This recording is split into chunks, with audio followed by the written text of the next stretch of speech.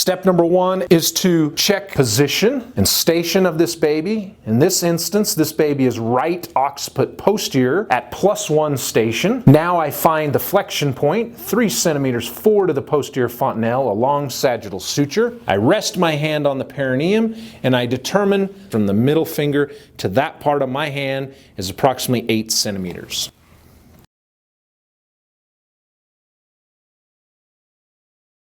Step number 2 is to hold and insert the cup.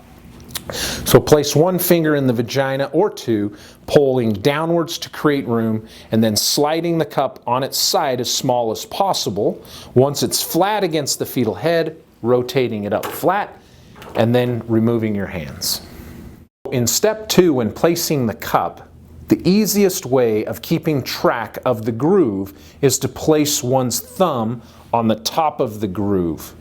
When the cup is inserted into the vagina, the groove goes in at 9 o'clock, and then as the elbow is rotated upwards, the groove is naturally placed at 12 o'clock.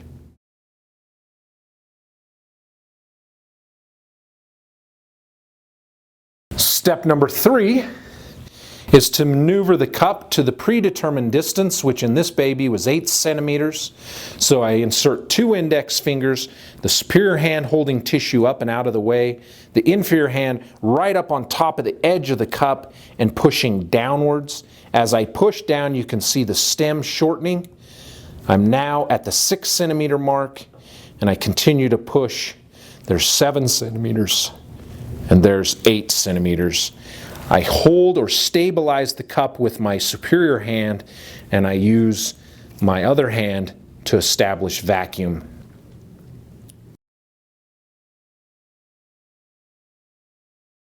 Step number 4 is to establish vacuum and also exclude maternal tissue that may be trapped underneath the cup as the vacuum is applied.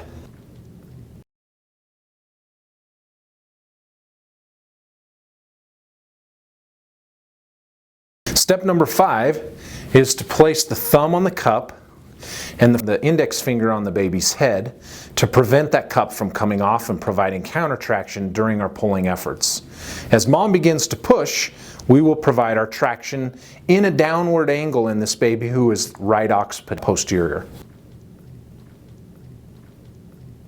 As the baby gets further and further down in the pelvis, notice the direction of pull changes